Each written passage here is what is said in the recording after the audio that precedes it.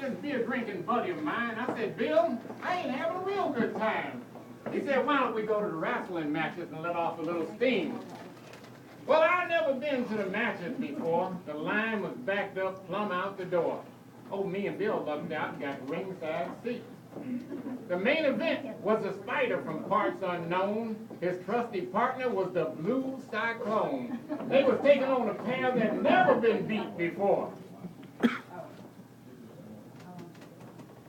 Well, he put that vulture in an airplane spin. Then he body slammed him and he did it again.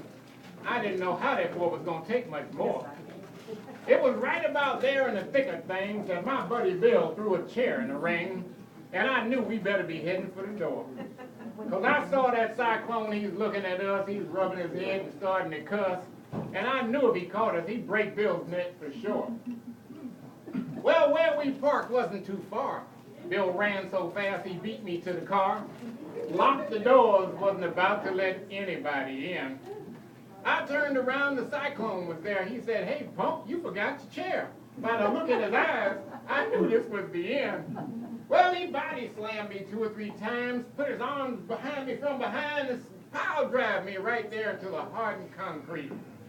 That's the last thing I remember before he put me to sleep. I woke up in a hospital bed just thinking, I believe I could have took him if I hadn't been drinking, so the next time we meet, I won't be on no binge. Well, I hadn't been the same since we had that fight.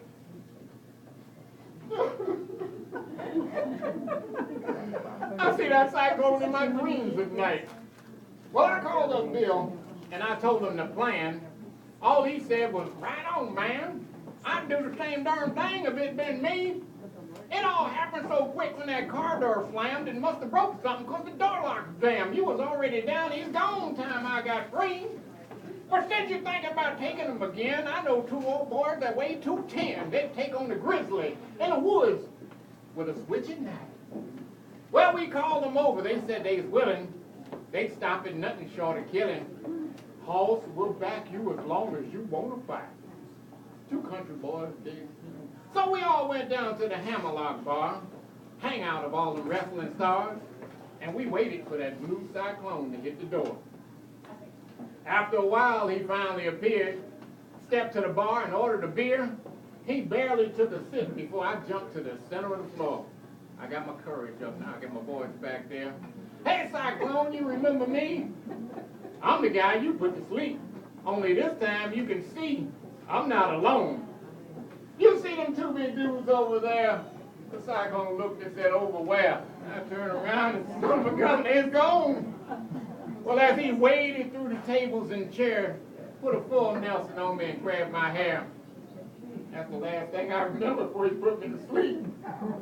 Well, the doctor told me, hey, son, I asked him, how long is it going to be this time?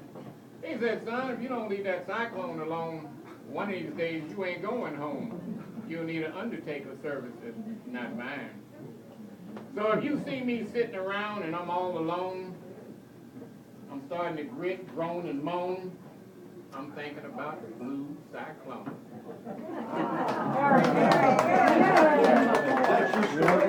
Almost. Are you happy now?